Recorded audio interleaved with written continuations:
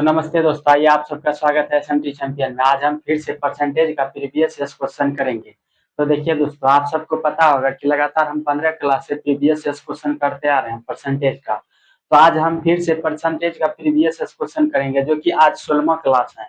तो देखिए दोस्तों, यह क्लास ऑल कम्पिटिटिव एग्जाम के लिए महत्वपूर्ण है, तो इस चैनल पर आपको बने रहना है। तो देखिए दोस्तों, आपसे क्वेश्चन हम बोर्ड पे लिख चुके हैं, तो आपसे क्या पूछ रहे हैं, तो आइए इस क्वेश्चन का सोल्व करेंगे, कैसे निकालना है। तो आइए हम देखते हैं क्वेश्चन क्या पूछ रहे हैं आपसे। तो देखिए दोस्तों, हम क्वेश्चन पढ़ते हैं। तो आपसे पूछ रहा है कि एक व्यक्ति की मासिक आय तथा मासिक खर्च कितना है, 50,000 है। यदि अगले वर्ष उसकी आय 33% बढ़ जाती है तो क्या, यानी कि बढ़ जाती है तथा खर्च 18% बढ़ जाती है, तो बचत में वृद्धि परसेंट क्या होगी। तो क्या होगी, इसका आंसर कैसे निकालना है, तो आइए हम बताते हैं इसको कैसे निकालना है। तो देखिए दोस्तों, हम यहाँ पे लिखते हैं, आप बता चुके हैं इनकम बराबर होता है, हम बताए हैं इनकम बराबर होता है, क्या होता है, एक्सपेंडिचर प्लस सेविंग होता है, यह बताए हैं। तो देखिए दोस्तों, इसको जो है ना, इसको कटाइए, 2 जीरो से यहाँ कटाए और यहाँ पे 2 जीरो से कटाए। अब इसको कितना बार में कटाना है, 125 बार में। कितना बार में कटेगा, 125 सते 8 सते यानी कि 875, 125 सते 875। और इसको भी कटाइए, कितना बार में कटेगा, 25 यानी 125 चौका 500, 4 बार में एक कटेगा। देखिए इनकम कितना हो गया, 7 हो गया। इनकम अगर 7 हो गया तो एक्सपेंडिचर यहाँ क्या बोल रहा है, खर्च कितना है, 4, यहाँ 4 हो गया। 7 में 4 घटाएंगे तो सेविंग कितना बच जाएगा, 3 बच जाएगा। तो यही पूछ रहा है, एक्सपेंडिचर और सेविंग का अनुपात पूछ रहा है, कितना निकल गया, 4 और 3, 4 3 का अनुपात में निकल गया। तो आपसे क्या पूछ रहा है, तो आपसे पूछ रहा है कि यहाँ पर देखिए इसका, यहाँ देखिए कि क्या पूछ रहा है, तो अगले वर्ष उसकी आय, अगर यदि उसकी आय, अगर यदि उसमें पूछ रहा है, अरे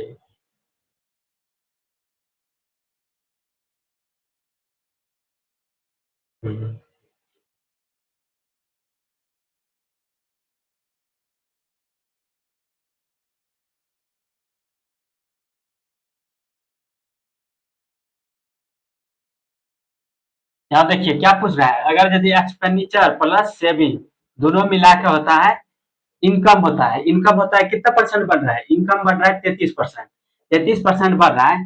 तो आप देखिए यहाँ क्या बोल रहा है, तो ये इनकम 33% बढ़ रहा है तथा खर्च कितना बढ़ रहा है, 18%।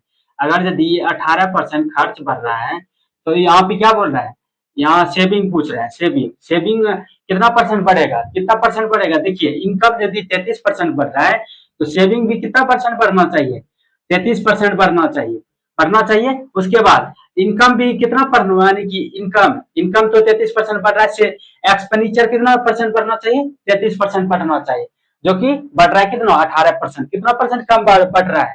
तो इसको घटाइए, 18 में 33 घटाएंगे तो कितना हो जाएगा, तो कितना हो जाएगा, 18 में 33 घटाएंगे तो कितना हो जाएगा, 15%, 15% कम बढ़ रहा है। इसको क्या करेंगे, इसमें इसको गुना कर देंगे, तो गुना करेंगे तो यहाँ क्या हो जाएगा, 15 चौका 60, यानी कि 60 हो जाएगा, 60% हो गया।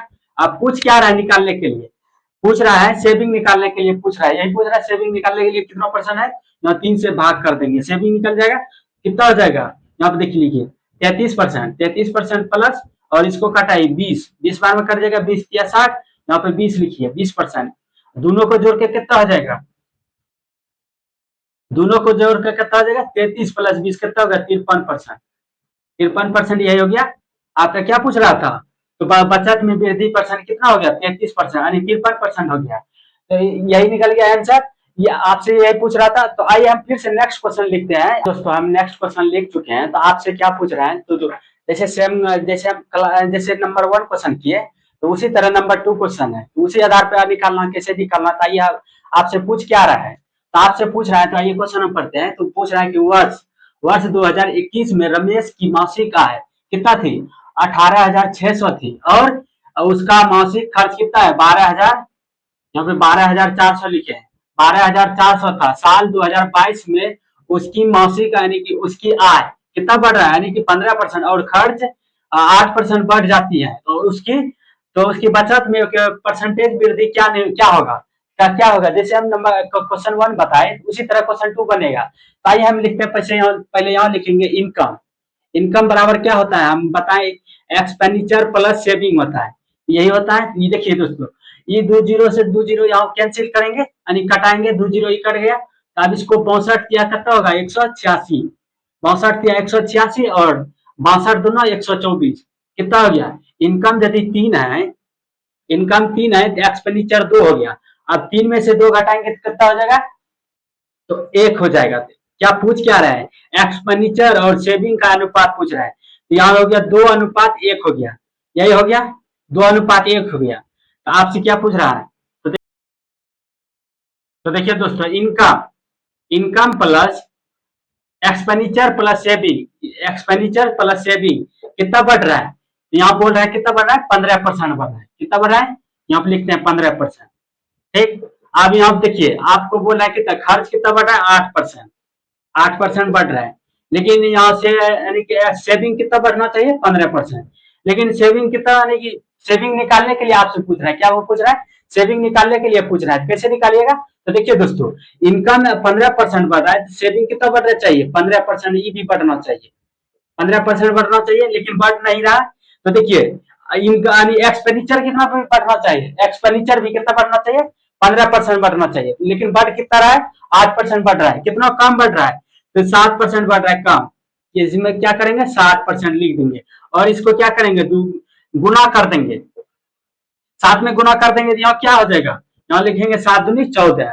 और निकालने के लिए क्या पूछ रहा है, सेविंग निकालने के लिए पूछ रहा है। क्या करेंगे, सेविंग 1 है, यहाँ पे 1 है तो 1 से यहाँ भाग दे देंगे, कितना हो जाएगा, यहाँ पे लिखिए 15% प्लस 14, 14%, दोनों मिला के कितना हो जाएगा, दोनों मिला के कितना हो जाएगा 29%, 29%। यही हो गया आपका आंसर निकल गया। यही पूछ रहा था आपसे, क्या पूछ रहा था, तो उसकी बचत में वृद्धि परसेंट क्या होगी, तो 29% वृद्धि होगा।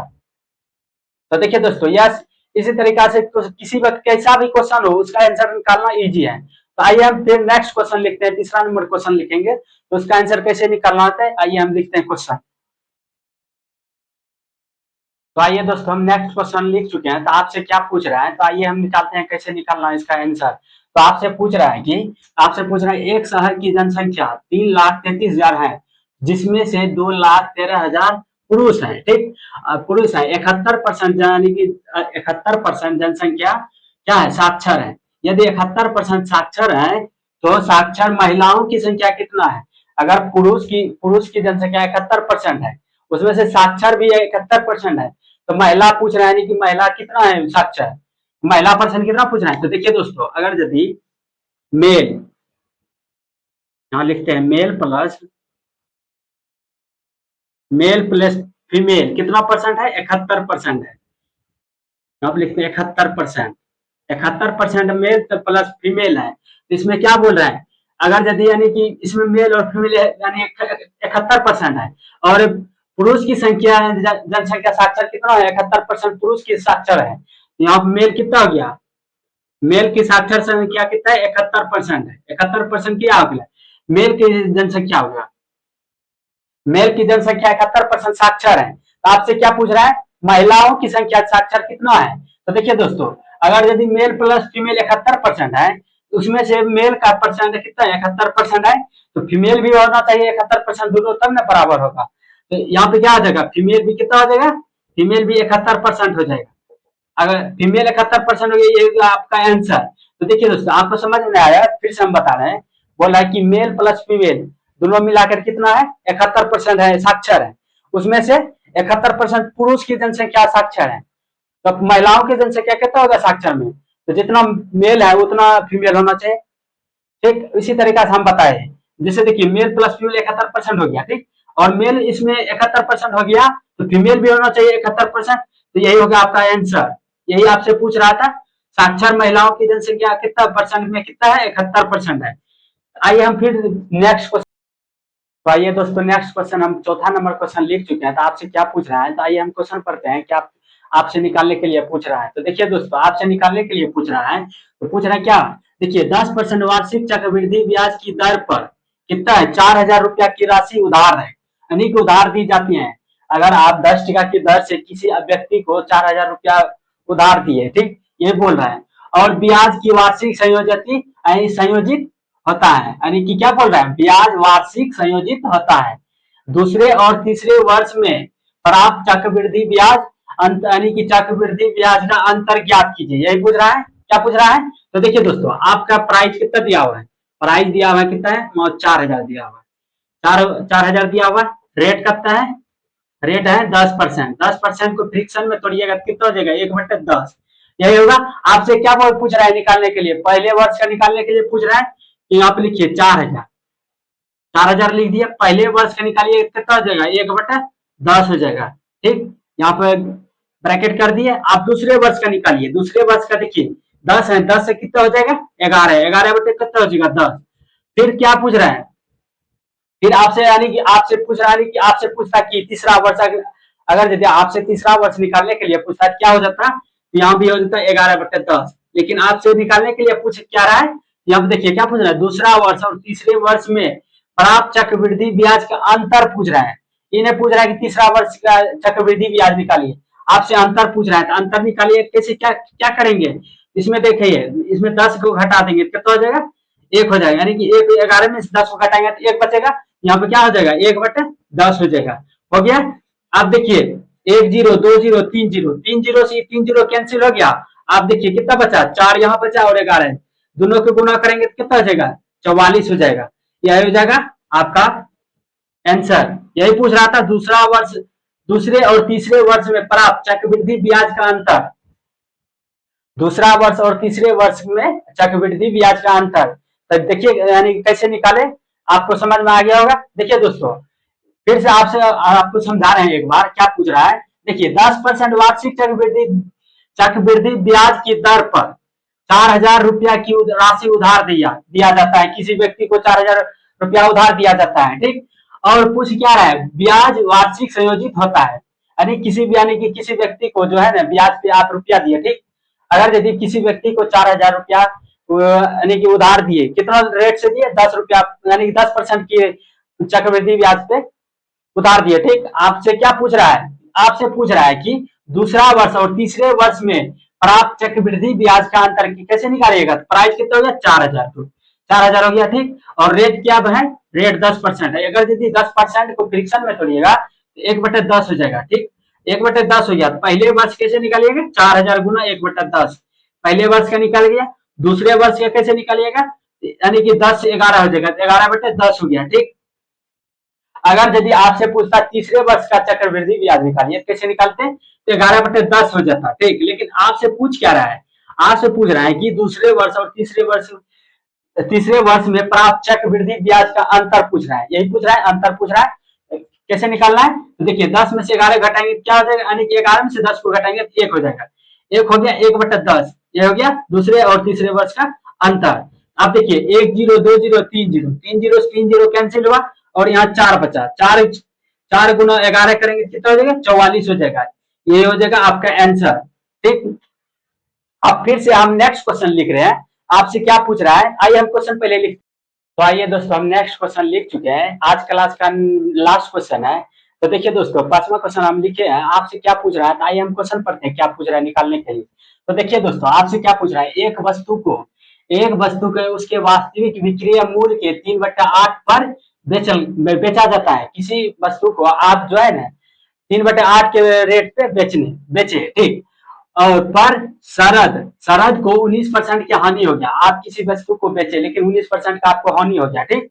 हानि हो जाता है तो यदि वह इसे इसके वास्तविक मूल्य विक्रय को 60% पर बेचा जाता है तो लाभ परसेंट क्या होगा, क्या होगा कैसे निकालिएगा था इसका आंसर। तो देखिए दोस्तों, आपको जो है, देखिए हम यहाँ पे वास्तविक मूल्य जो है ना, वास्तविक मूल्य हम 8 मान लिए, ठीक, 8 मान लिए, ठीक। यहाँ पे लिख देते हैं 8, इसको माना, यहाँ 8 वो मान लिया वास्तविक मूल्य। आपको क्या बोल रहा है, तो देखिए 3 जो है, इस 3 को जो है 3 पे कितना बेच रहा है, 19% का हानि हुआ, लेकिन 100% में 19% का हानि हो गया, कितना बचा, 19 को माइनस कीजिए कितना हो गया, 81 बचा, 81% बचा। तो देखिए कितना गुना है, 3 का कितना गुना है, 27 गुना है, यहाँ पे कीजिए 27 गुना है, 27 दिया है 81 हो गया, 81% हो गया। ठीक, आपसे क्या पूछ रहा है, तो 80% का पूछ रहा है, 60% का पूछ रहा है। ठीक, 60% पर बेचा जाता है तो उसका लाभ परसेंट कैसे निकलना है। तो देखिए दोस्तों, यहाँ पे देखिए 8% उभरा कितना, यानी कि वास्तविक मूल्य मान है, यहाँ पे लिखिए 8 गुना 60%, 60% कितना जगह 100, परसेंटेज को हटाना है तो 100 से भाग करना है। तो एक जीरो से जीरो कैंसिल हुआ, 5 दूनी 10 और 4 दूनी 8 हो गया, 8 या 24 यानी कि 24, 24 बटे कितना हो गया 5। अब इसको दशमलव में कीजिए, कितना हो जाएगा 4 पंचे 20, 4 दशमलव और बच गया 4, यानी कि 8 पंचे 40, 8 पंचे 40, यही हो गया। अब इसको क्या करना है 4 पंचे 20 और 4 बच गया 8 पंचे 40, 8 पंचे 40 हो गया, ये हो गया। आपको क्या पूछ रहा है निकालने के लिए, आपसे पूछ रहा है कि आप देखिए यहाँ पे इतना 4.8 निकला, यहाँ पे देखिए 4.8 निकला, तो इसको क्या करना है 27 से फिर इसको गुना कीजिए, कितना हो जाएगा 27 से गुना कीजिए, 4.8 में 27 से गुना करना है तो कितना हो जाएगा 129.6 हो जाएगा। 4.8 को 27 से गुना कीजिएगा तो 129.6 हो जाएगा। आपसे क्या पूछ रहा है 100% में कितना उसको लाभ हुआ। अगर यदि 100% आपका किसी वस्तु का 100% है, उसमें जितना अधिक होगा तो उसका आपका क्या होगा लाभ होगा। 100% में इसको घटाइए, कितना बचेगा 100% में, अब इसको घटाइए कितना बच जाएगा, इसमें बच जाएगा 29.6%। यही हो गया आपका लाभ परसेंट, यही हो गया।